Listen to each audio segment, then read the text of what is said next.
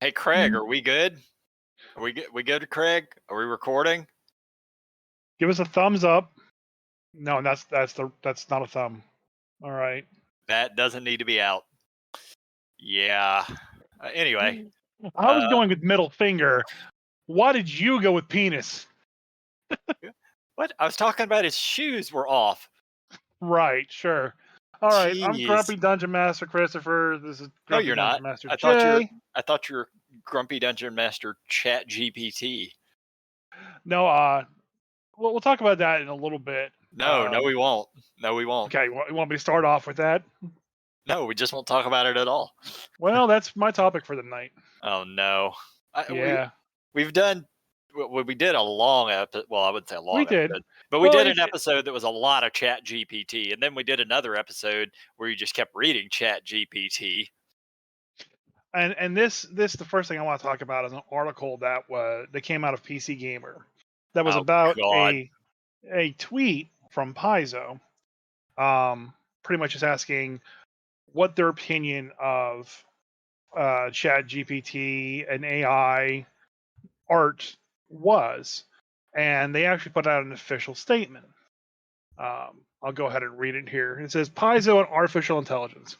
Over the last few months, the world has seen a huge upsurge in interest, use, and quality of algorithm-generated imagery and text. Since we launched the company in 2002, Paizo has made its reputation with the assistance of countless traditional artists and writers, who are just as integral to the success of our games as our in-house editors, art directors, designers, and developers. The ethical and legal issues surrounding AI art, quote unquote, and the writing prompt programs and the serious threat they pose to the livelihood of partners who have helped us get to where we are today as a company demand that we take a firm position against the use of technology in Paizo's products. In the coming day, Paizo will add new language to its creative contracts that stipulate that all work submitted for us for publication be created by a human. We will further add guidance to our Pathfinder and Starfinder Infinite Program FAQs clarifying that AI generated content is not permitted on either community content marketplace. Our customers expect a human touch to our releases, and so long as the ethical and legal circumstances surrounding these programs remain murky and undefined, we are unwilling to associate our brand with the technology in any way. Stated plainly, when you buy a Paizo product, you can be sure that it is the work of a human professionals who have spent years honing their craft to produce the best work we can. Paizo will not use AI generated quote unquote creative work of any kind in the foreseeable future. We thank the human artists and writers who have been so integral to our success in the past, and we look forward to working with them for many years to come. And so that's the Paizo response, and the Oh, article was pretty much about that as well. And I'll get into that later. yeah. First, I want to read the WotC response Okay. to Okay. AI generated content. I was gonna expect that you would have one, Yeah, and can I say what it's gonna say? Because I have no idea what it's actually gonna say. But sure. my thoughts on it are, uh, so we will not use AI generated blah blah. Wait a minute. You mean we don't have to pay people? We don't have to pay people. So everything going forward will now be generated by AI. That's my expected response by WotC. Oh, it gets even better. Okay, so the tweet sent out last Thursday by WotC is as follows.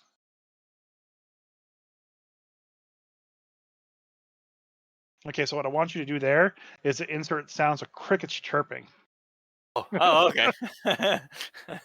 So they just have no response. There's They're there's there's not a single. I mean, the WotC development team is hard at work in 6th edition, and they did just make everything in Creative Commons, so they probably don't care. It's not an issue for them. sure, yeah. As a company, as a big company, they probably can use AI art and get away with it. Hell, they use the Pathfinder Mind Devour in their Dungeons and Dragons art Yep. for the movie and got away with it. So I kind of feel like they probably will try to make use of it in the future, but they just don't care at this point in time. They're developing a new system and a new game, and if the rumors of that they want things to be more AI driven is true, let them work on that. Let them work on the problem on how to make it ethical or not ethical or whatever for future use by creators. I'm glad Paizo is taking the stance. To me, it seems unnecessary because it is necessary. okay, It, how is it it necessary?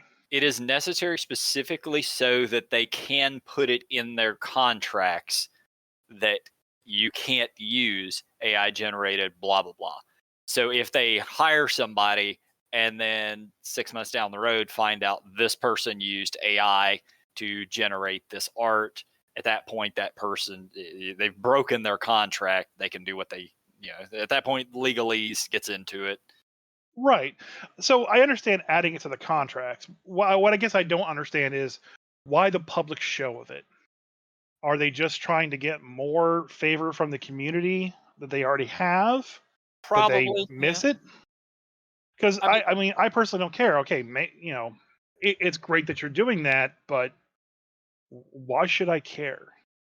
And I understand why I should care because it is still a very questionable thing.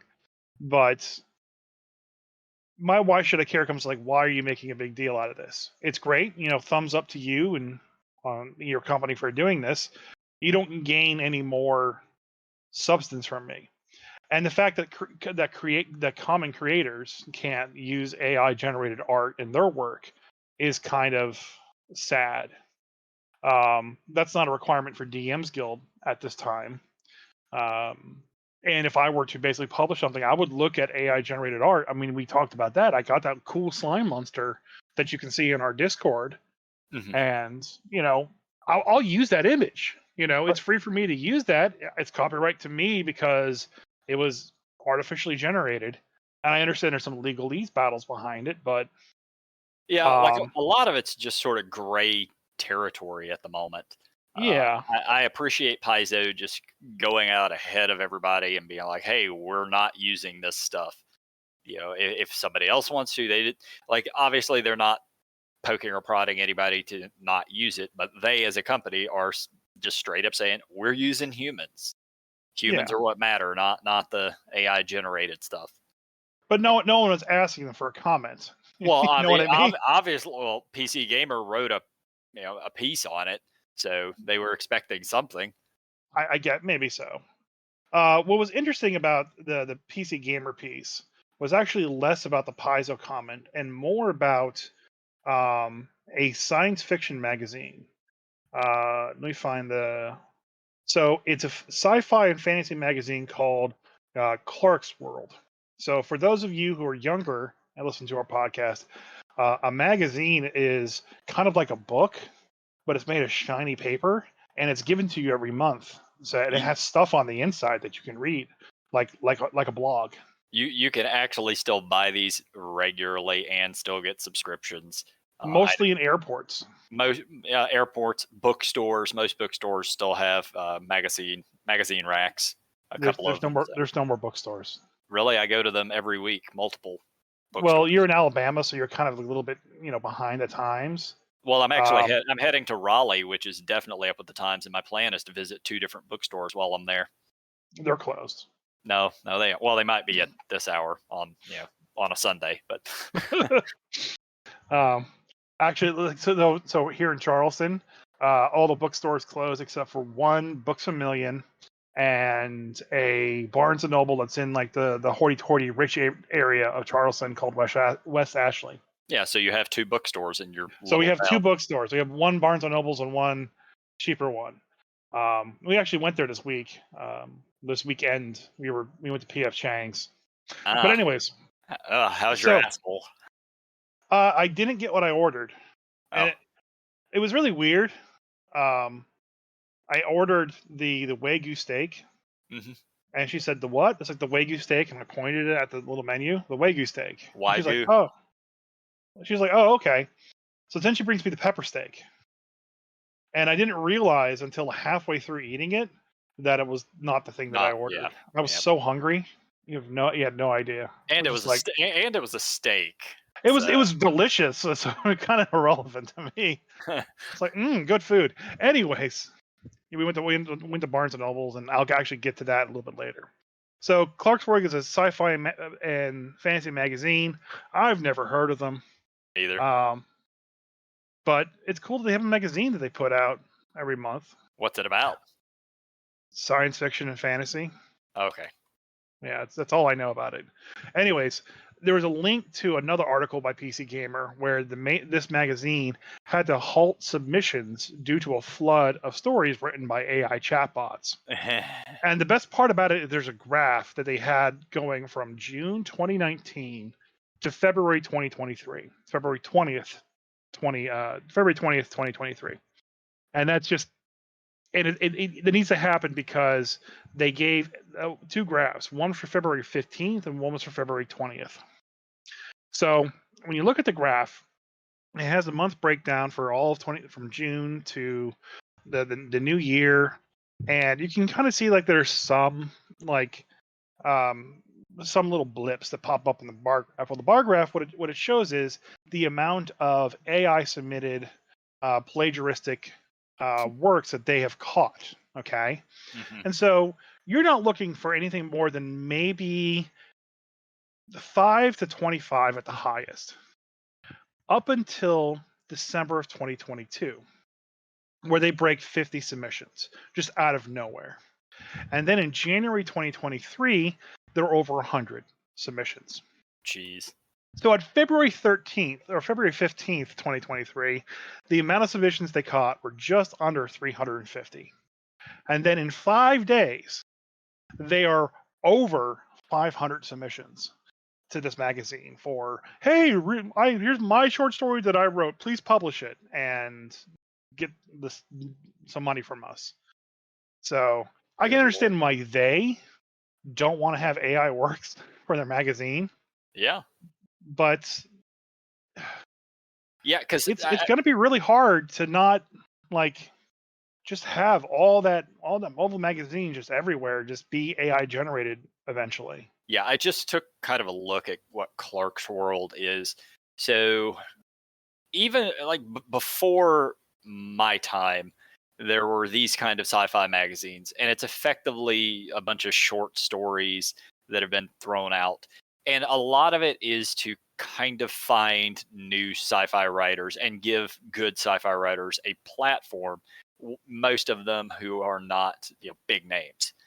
And sometimes you get big name writers who will write in things like this. So I'm imagining that the vast majority of the people who are in this Clarkesworld magazine, and I'm looking at the names for the ones in the current issue. I've never heard of any of them, but they're writers who are trying to break out and trying to actually get book deals and become something in that industry. So having to even compete with AI is just a pain in the ass.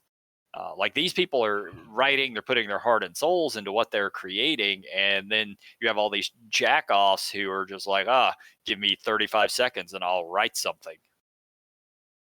Yeah, I mean, obviously they have some kind of standard for catching this plagiaristic AI generated content, or else they wouldn't have caught so many.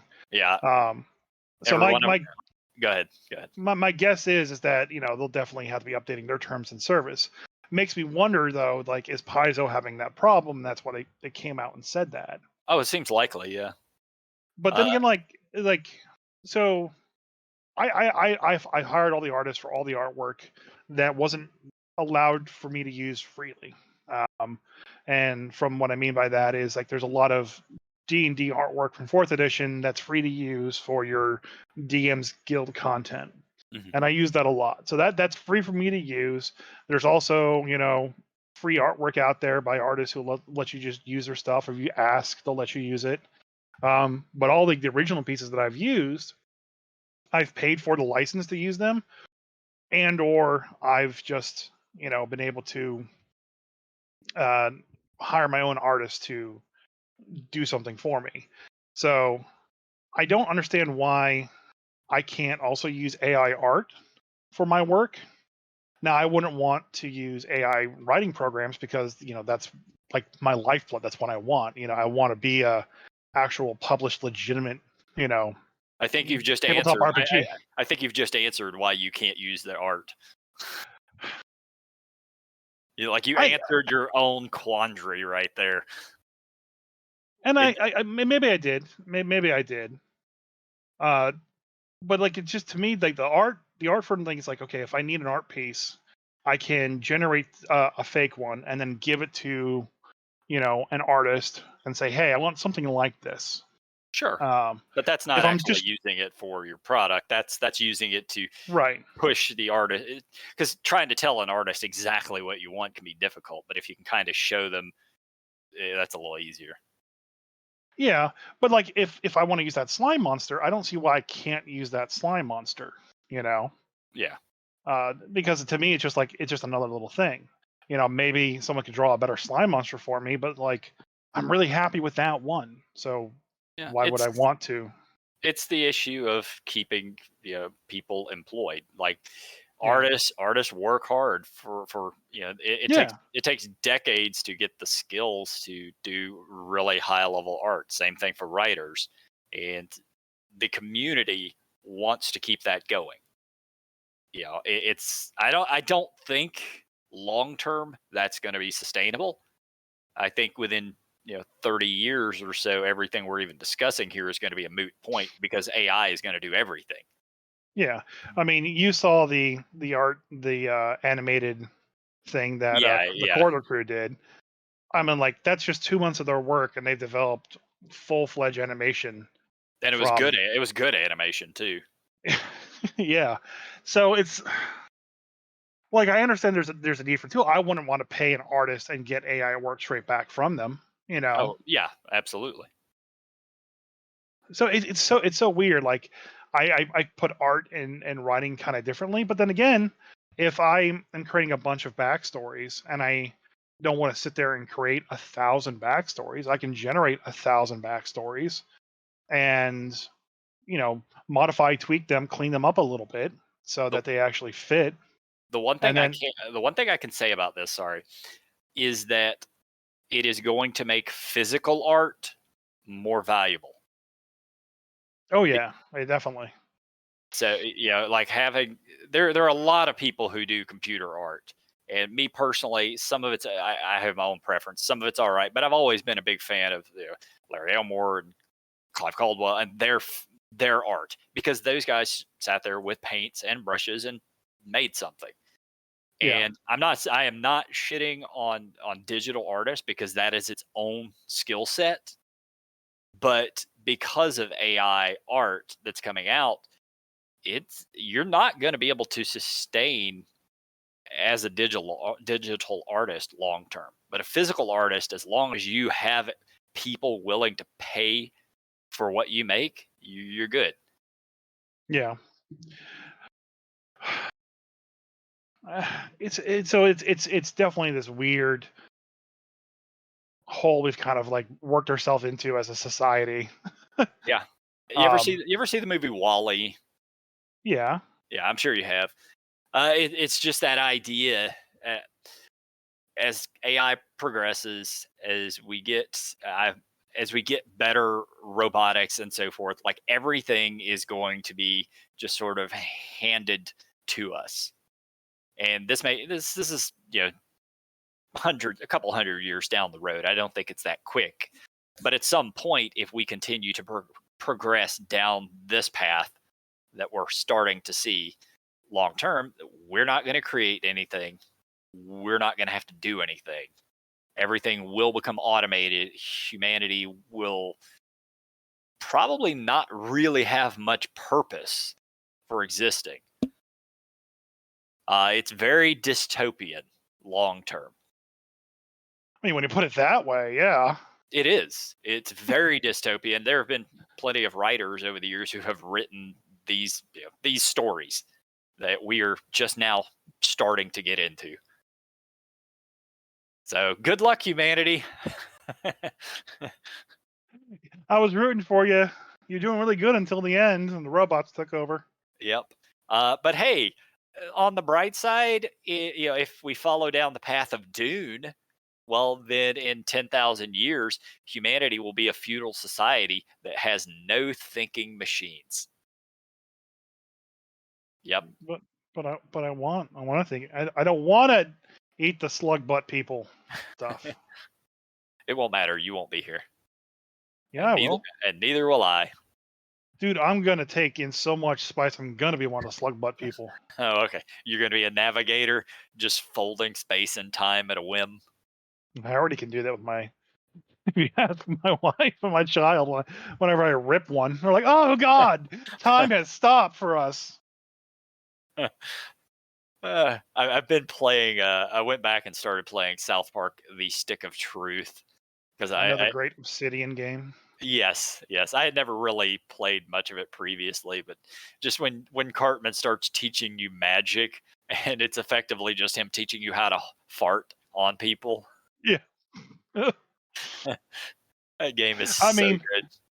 when you develop your own RPG, the main component that you need to develop first is like the magic system, because Yeah. everything else falls into place. Farting as a magic system is a genius move. Yep. No, that game is actually really good. I mean, if you like South Park, you'll probably like it, but it's a really good RPG Yeah. when you get down to it. Yeah. I had only ever played a few hours of it previously. I was scrolling through games trying to find something new because I was a little bored, and I saw that the second South Park game was on sale. I was like, well, I could buy it, or I can go back and play the one I never actually finished. So, Yeah, the second one's a tactical game, and it's not the turn-based style that the first one was. hmm, So different. I didn't like it. That's fair. It was I an maybe I'll immediate play it. pass for me. It was not done by Obsidian either. Oh, okay. I didn't actually know that. Yeah, it's done by a different company. So like, yeah, Obsidian, man, they make such great games. Some of the best RPGs are made by them. But then like they turn around and like just get shafted after every great game, and then they're like, "Fine, we'll develop our own game with blackjack and hookers," and then it's just so kind of like meh. It's really kind of Huh. bewildering. So Okay. like Yeah. they made Fallout I'm scrolling New through. Vegas. I'm scrolling through the list of games because I honestly I had no idea what they had made, and just going to their website and scrolling through. There's 1, 2, 3, 4, 5, 6, 7, 8. There's 16 games on the main page, and I've probably played 2/3 of them. Yeah. So like they made Fallout New Vegas, and then they were like, "Okay, well, fine. You don't want to hire us for the next game. That's fine. We'll make our own Fallout style game." So they made that New World game, whatever it was, uh-huh. Outer and Worlds, yeah, Outer Worlds, yeah. which was a And that great game, game. and it was not. Yeah, it was. I loved that game. Not when you compare it to Fallout New Vegas. I played through both of them, so I I enjoyed both mean, of them.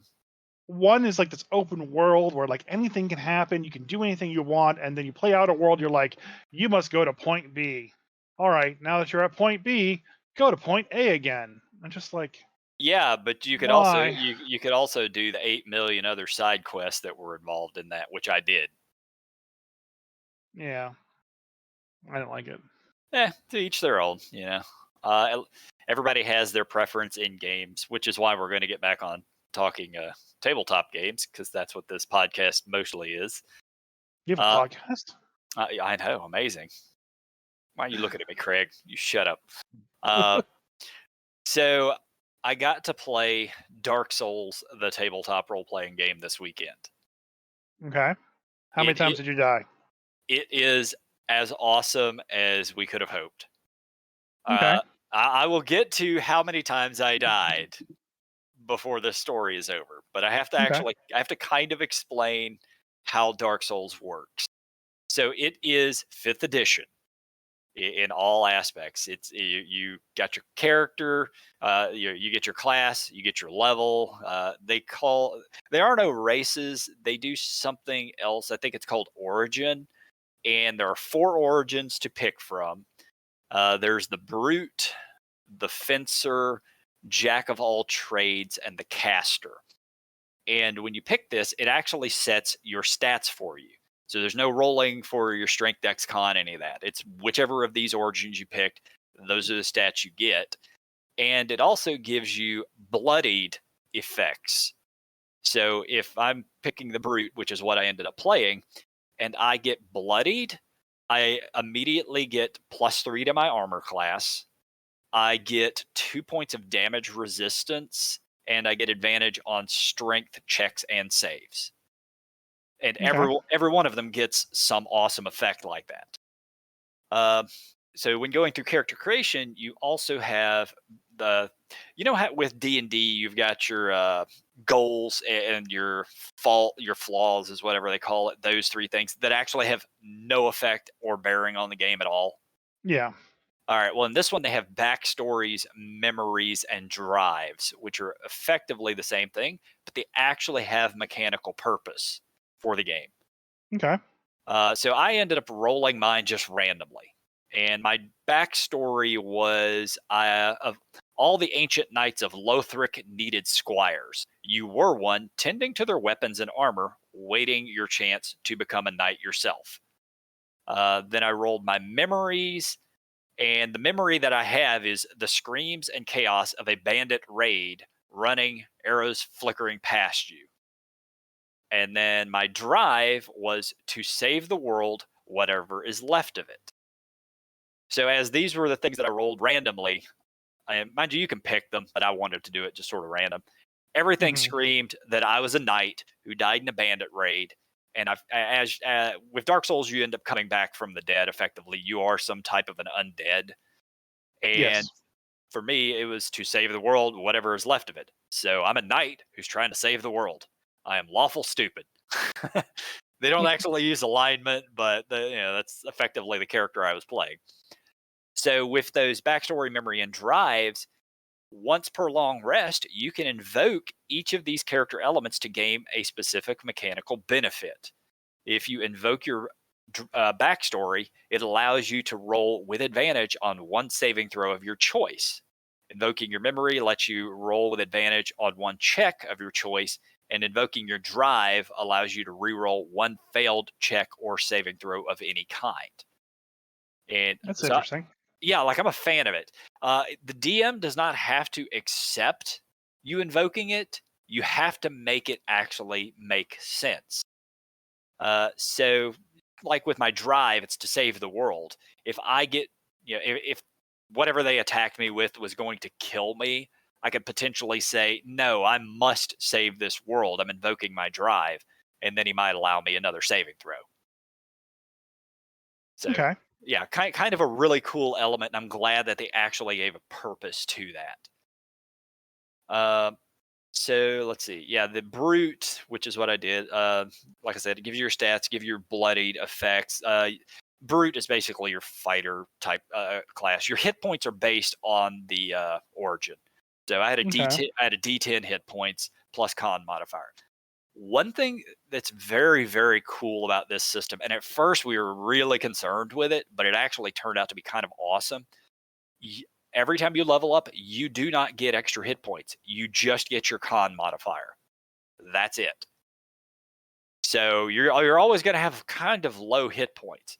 But when you go into combat, as soon as your turn starts, you immediately gain whatever your hit die is times your level in hit points.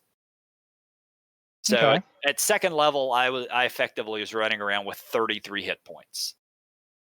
Which sounds like a lot, but they've added another thing in this, and they actually don't call them hit points. They call it position, and position is a fucking resource that you can spend to do things, as well as it's your hit points. And there is no when you hit zero, you're getting back up. You can get healed. No, when you hit zero, you're dead because this is Dark Souls.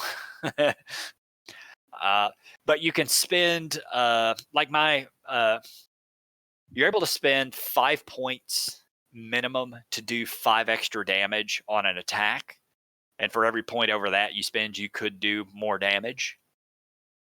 There's things that if you spend points, you can get extra saves, possibly rerolls to checks. Like there's a whole gamut of things you can do by spending your hit points. Okay. All right. So then all of the equipment that you have, and everybody starts with equipment just like in the video game. And they were very meticulous with this. They were trying to make this like the video game. So I started with a long sword, knight armor, and a knight shield. As well as everybody starts with an Estus flask, which is effectively like 3 healing potions that resets every time you take a long rest. Yep. So my longsword, I could spend 1 position to get 2 extra damage. My armor, it just gave me -1 to my dex score, which kind of sucked. and the shield, once per long rest, I could use it to give myself +3 armor class. Or sorry, +4 armor class. So Okay. I'm starting out, I have a 17 AC. At second level, I'm running around 33 hit points. We did start at first, but we got to second really quick. And I have a 17 armor class, and once per fight, I can go up to a 21 AC. And then if I get bloodied, I would effectively be a 24 armor class at second level, which sounds fucking stupid. So anyway, this is Dark Souls. We'd gone through a few fights, we'd won because these were mooks. And then we fight our first difficult monster. And we actually got it by surprise. And there were a party of 5 of us. We had a pyromancer, a sorcerer, the equivalent of a paladin. They're called heralds. Myself, and then an archer rogue. And we fucked this thing up for 2 straight rounds. And it's this giant, like not giant, but it's large crystal lizard.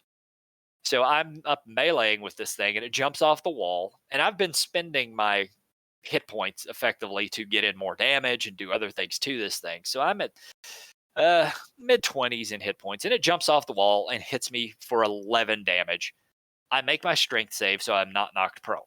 At that point, I'm sitting at 15 hit points or so. I'm like, okay, it doesn't hit that hard. It's almost dead. We're fucking this thing up. We're about to win. Then it gets its next full turn, and there are 3 of us in melee with this thing.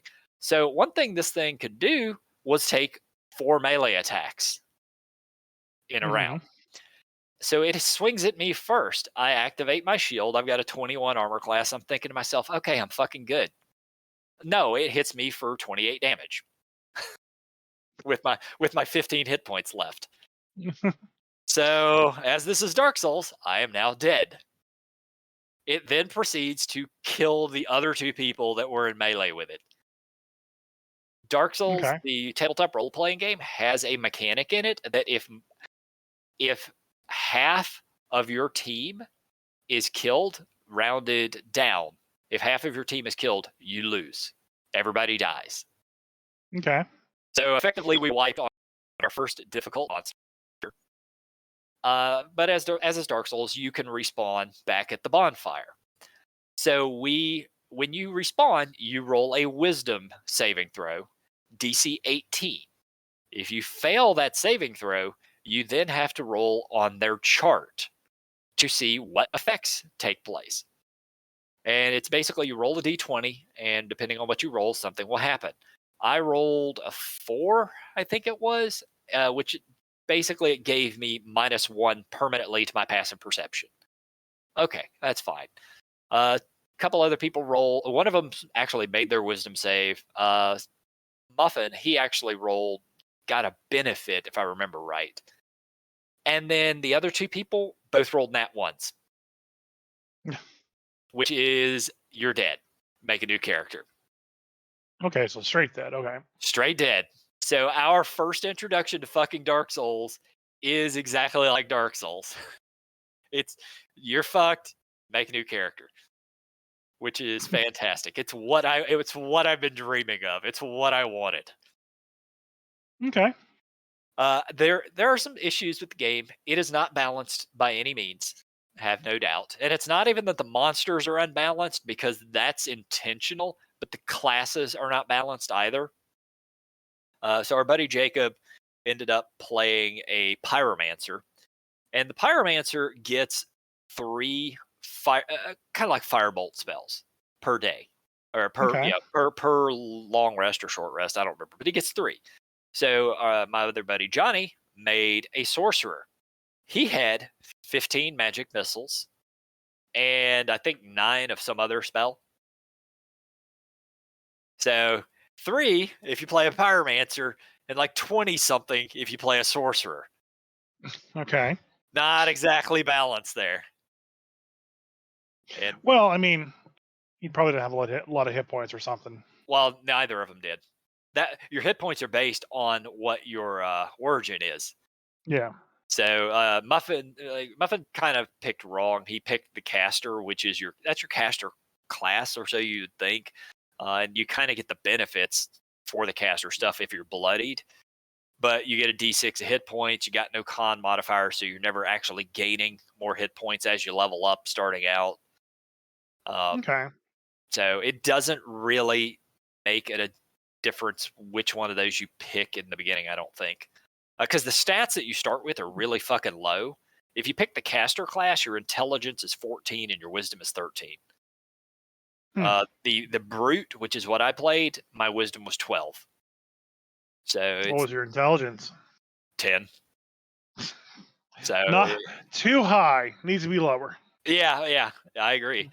But that's nothing had lower than 10, but nothing has higher than a 15. Okay.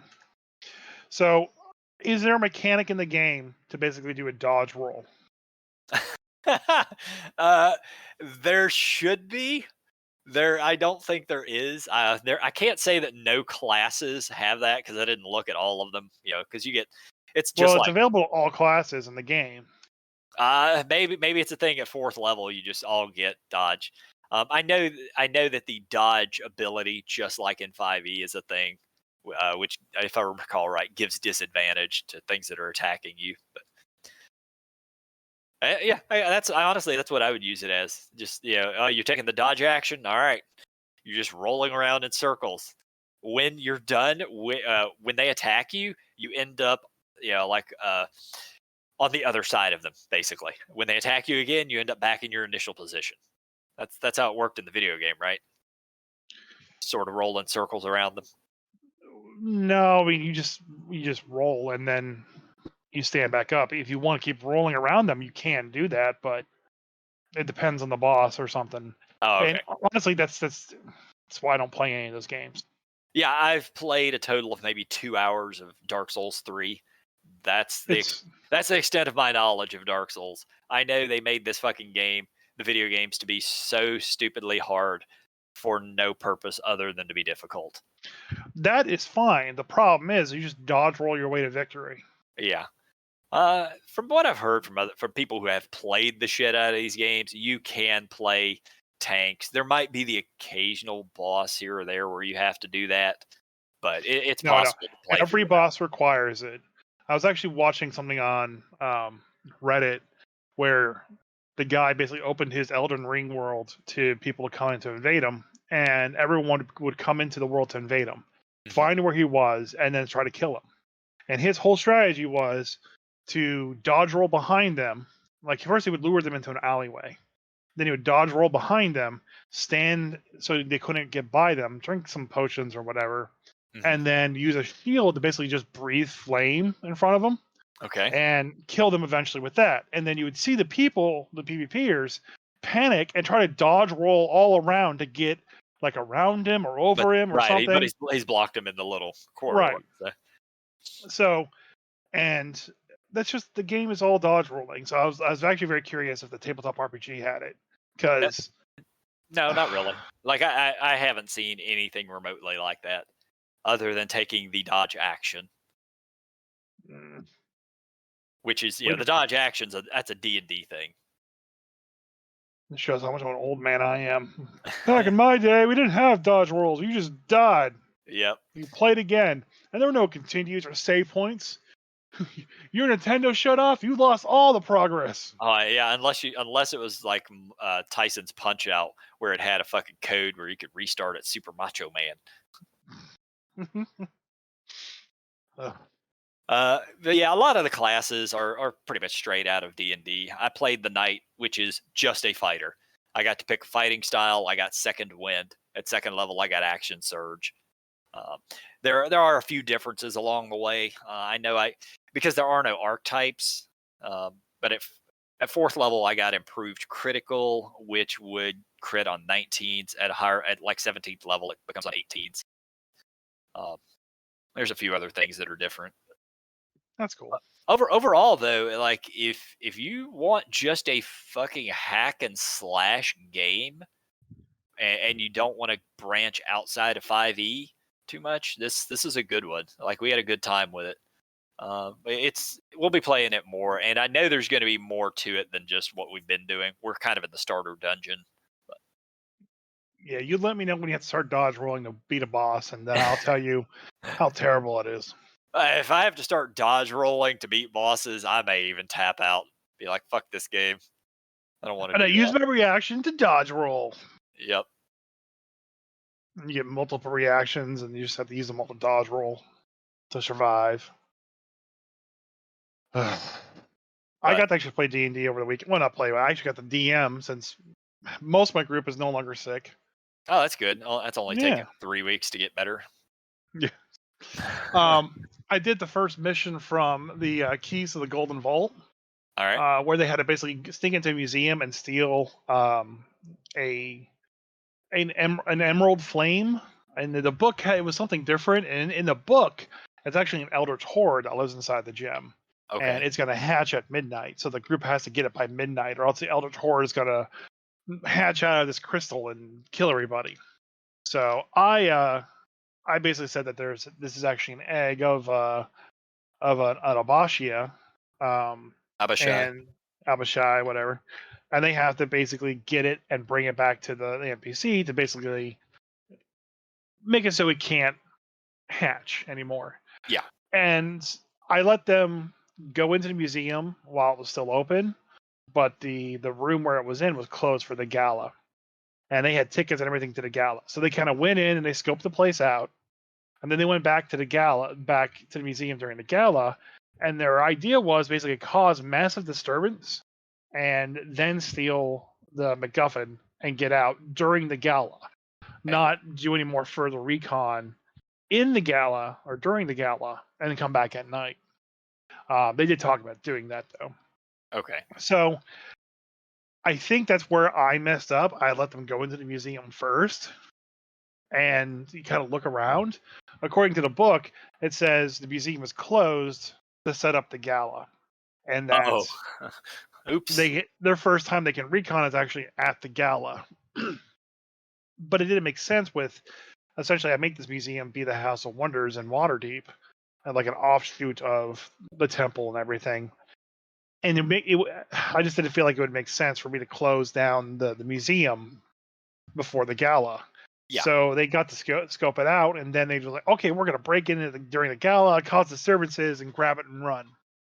They also talked about dressing up as cultists to steal it, and they talked about coming back during the middle of the night and stealing it that way, which is the intended way the book has you go. It says in there if they try to steal it during the gala, they're going to have a bad time.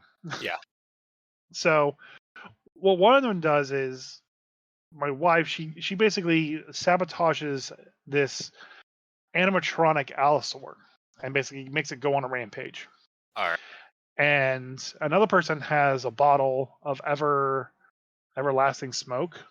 Okay. Yeah. Yeah. And he basically uncorks it, and that's the cue to steal everything and kind of go out from there. Yeah. The ever smoking bottle, I think, is what it's called. Okay. So they pop it, and just boom, 60-foot cloud of smoke immediately fills the area, and he corks it back in the next turn. My wife was already next to the control box for the allosaur, so she basically sets it to go crazy, and it starts going crazy. So the nobles, the 20 nobles that were there, start basically trying to run out of the room because they're scared of the smoke, don't know what's happening. And when they run out to the staircase, here's this staircase that's covered in smoke. They can't see, heavily obscured, but there's an Allosaurus in the way now. So they can't get down the stairs because the Allosaurus is eating them. And they can't really disperse anywhere else because they can't see the Allosaurus is there to basically go, oh shit, we should run. They just know that there's something in this fog and the person in front of me is not moving. So I kind of try to set that up like you've kind of made it so the one way they couldn't get out, they can't get out now. And Right. I think the players were expecting the nobles to run out of the way, but it didn't make sense to me as the DM because the Allosaurus is there, so the ones that can see it that are like adjacent to it aren't going anywhere. They're trying to get away from the Allosaurus, so you kind of like have like the nobles pushing back against the ones trying to push to get down the stairs. I know So if I'm running through fucking smoke down some stairs and I hear something stomping around down below and screeching, I'm not fucking going that way. so I basically created a traffic jam in the stairs, and that made sense to me. Yeah. Uh, so they grabbed the MacGuffin. There's a little bit of like tussle with some guards. They were able to eventually get it out and chuck it out over the edge off the roof outside of the museum and have it land on the street.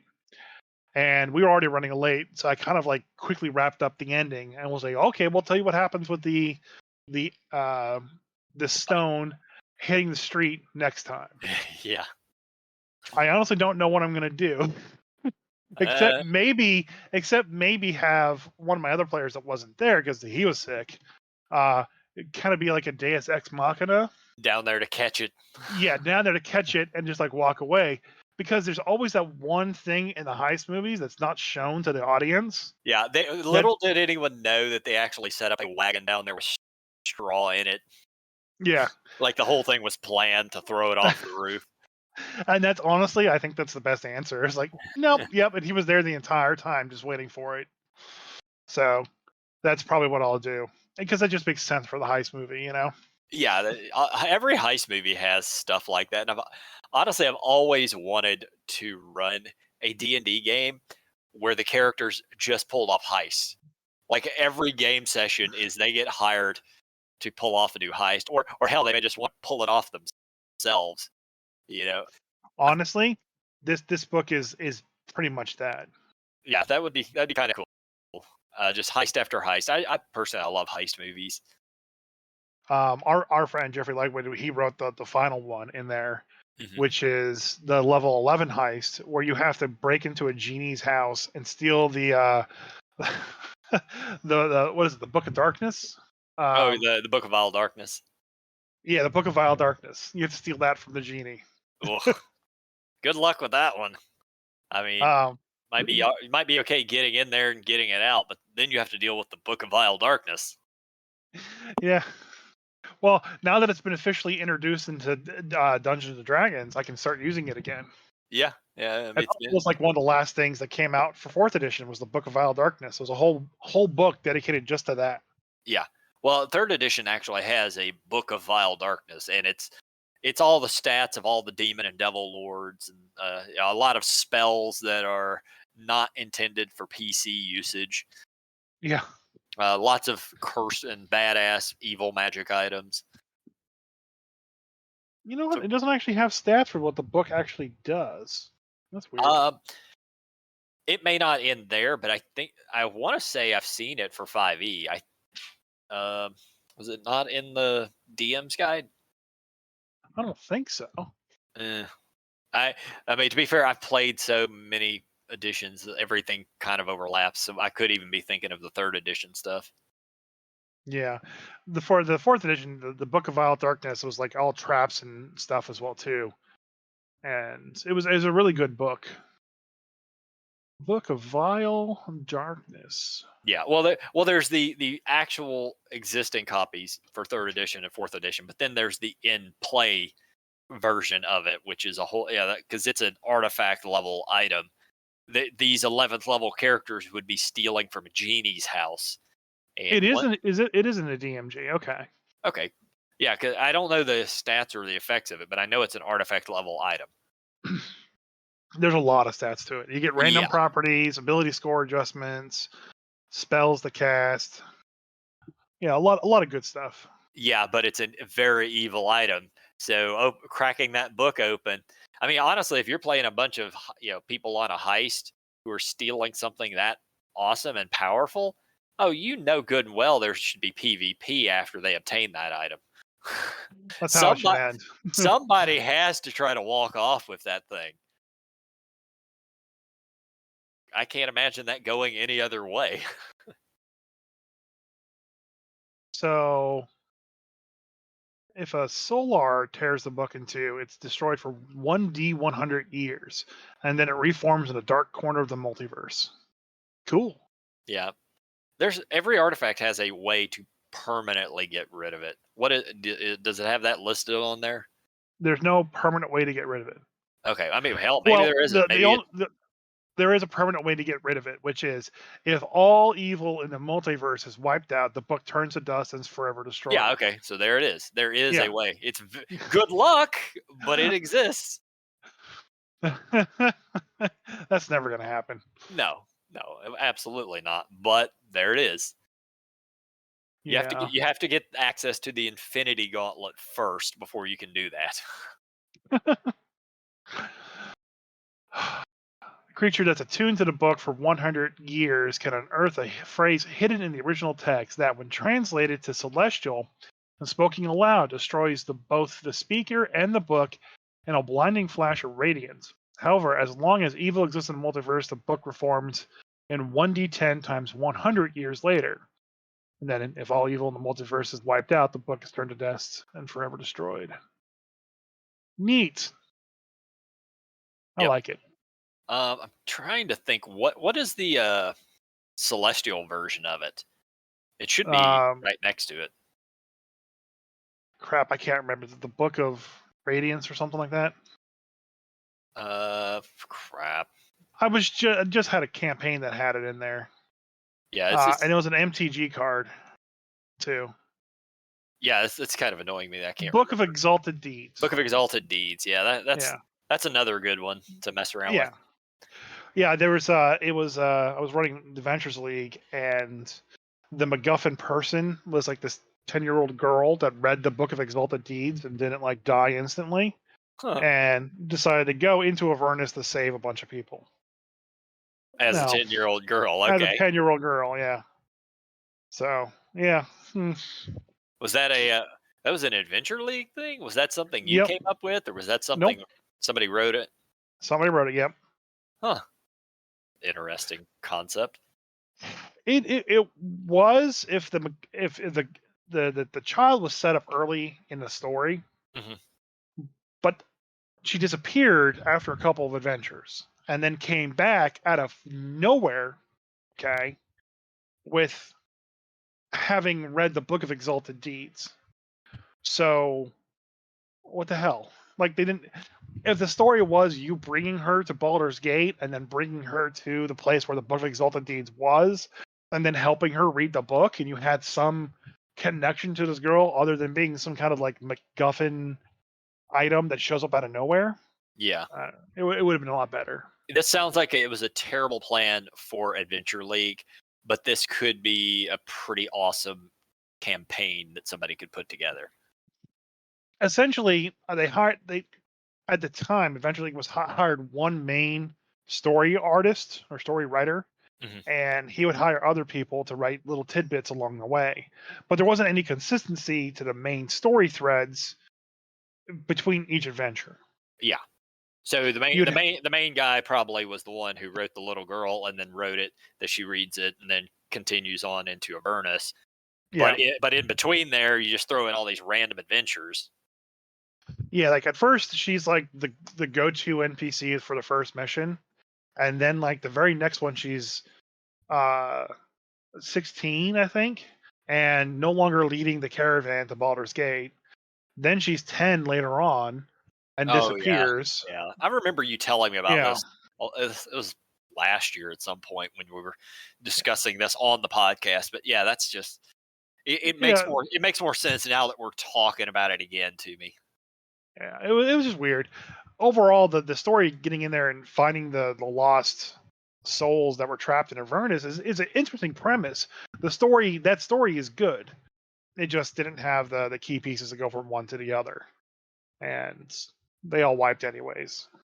Don't jump off of cliffs. Yep. Oh yeah. So speaking of lost souls in Avernus, have you seen have you seen any of the gameplay for Diablo 4? Or I don't know if there's any out or not, but I know there are people who are in the beta test for it, and I've seen little things popping up on the internet about it. I have not. I am still on the fence whether or not I will buy it.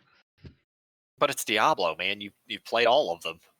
I have played all of them, but I don't know if that game is going to be good or not. I mean, I can't. Diablo and Diablo 2 were created by Blizzard North. Yeah, And that company no longer exists. Those people no longer exist. And yeah. Diablo 3 Somebody snapped their finger, and all those people are just gone. They don't exist anymore. they don't work for Blizzard anymore. Yeah, that's fair. And then Diablo 3 came out and was just a microtransaction hell. I've never microtransactioned anything in that game. You don't remember the real money auction house? I never used it. It doesn't matter if you used it or not. It was the main draw of the game and how you got stronger. I never used it, so it wasn't microtransaction hell. Like, the fact And is, then I was able to play through the game just fine without it. and then they create the seasons with Diablo 3. Yeah. And those are fun, but it's just the same game over and over again. Well, sure. And That's all Diablo games are just the same game over and over again. but I played Diablo 2 for like a decade. Eh. I played Diablo 3 for maybe a couple hundred hours. I probably It was still good. It just wasn't like the best. I still like the story, but they quickly stopped telling the story. So then Diablo Immortal and all that shit. No, yeah, I'm not even. Now that one, that's designed to be a microtransaction hell, and I can't argue against that one. So now with Diablo 4, and the idea that you have to pay to unlock different seasons, which will unlock more of the story, so you can play through the whole game, is an immediate pass for me. I'm already paying for a season pass for Overwatch. I'm not paying for a season pass for a game. I'll just read the wiki and the story that happens, and I'll watch the FMVs on YouTube, and I'll call it a day.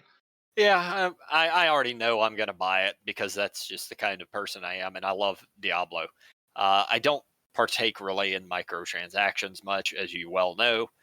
So if I can buy the game for $60, because that's probably what it'll cost, and then play through the entirety of the story that's there on release day, and then if I can play multiplayer with my friends for a while, like, I know me well enough, I'll probably put 3 months or so into Diablo, and then maybe I'll pick it up again 2 years down the road.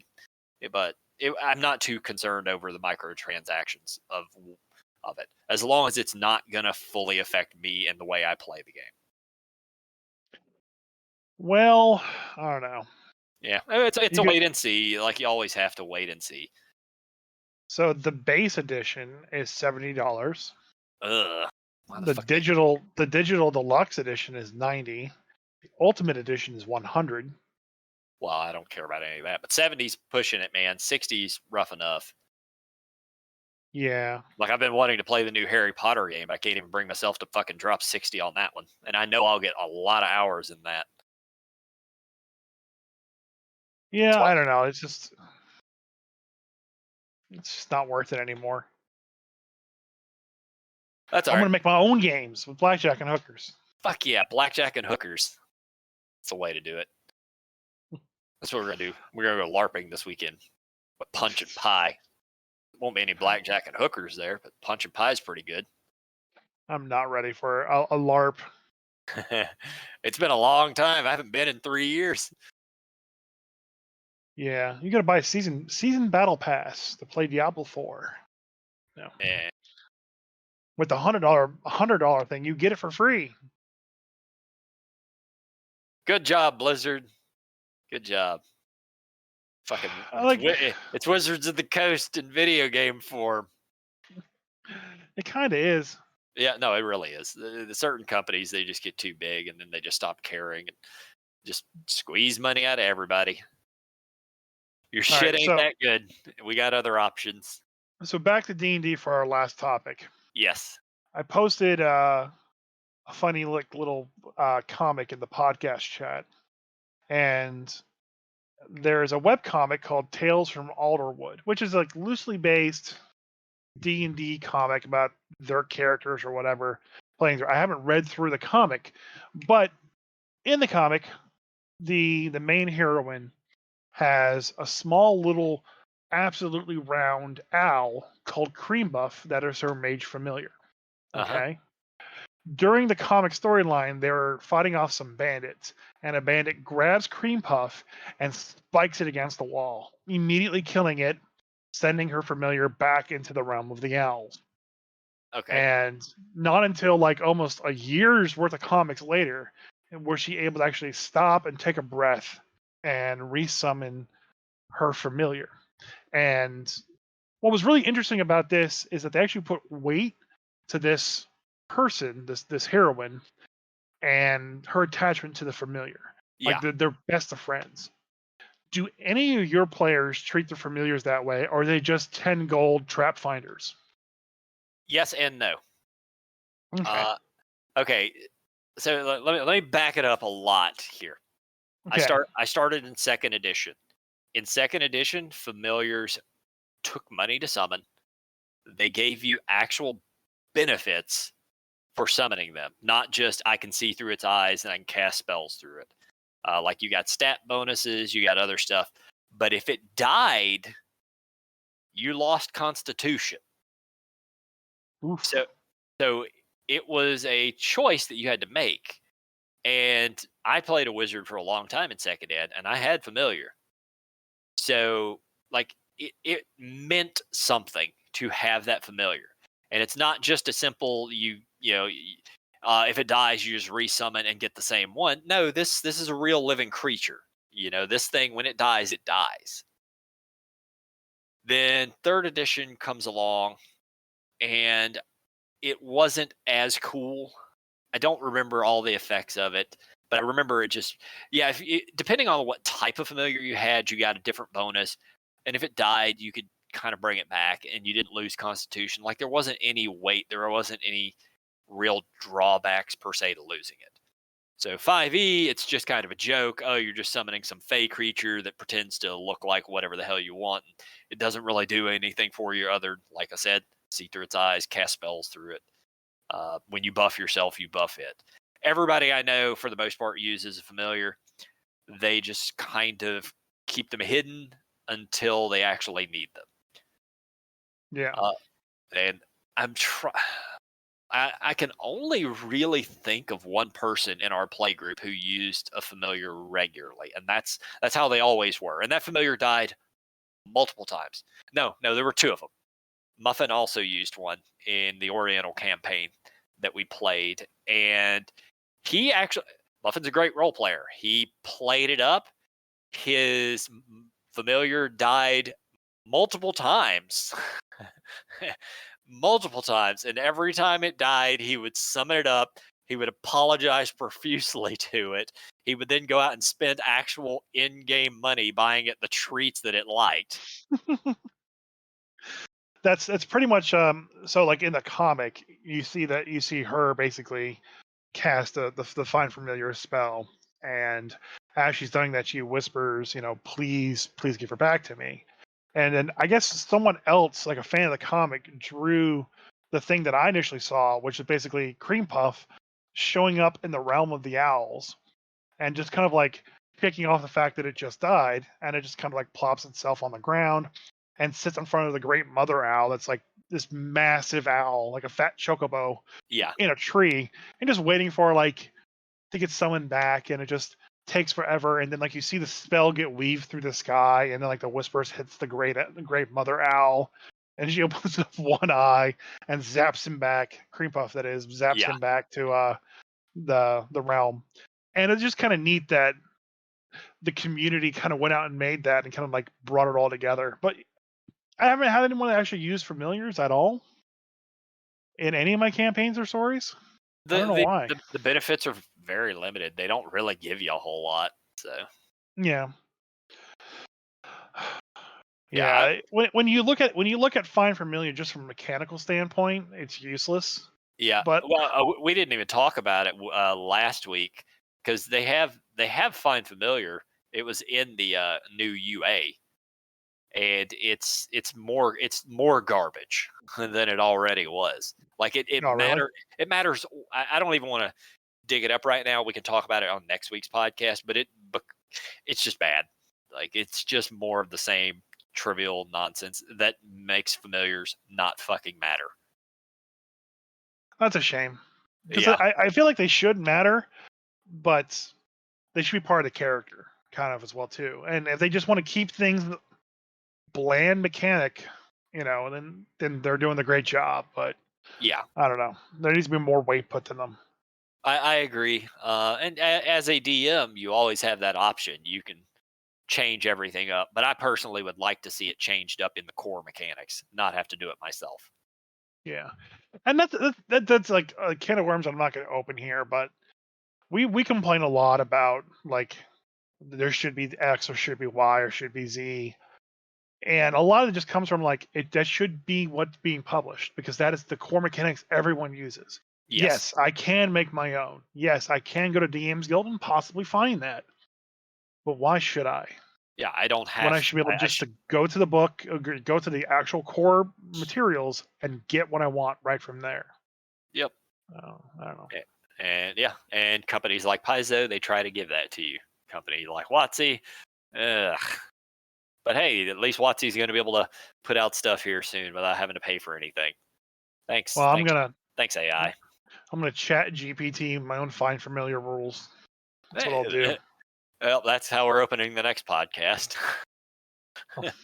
Type it in right now. Well, I think I'm leaving before you get to that point. Bye, All guys. right. Bye, Craig. Bye, everybody.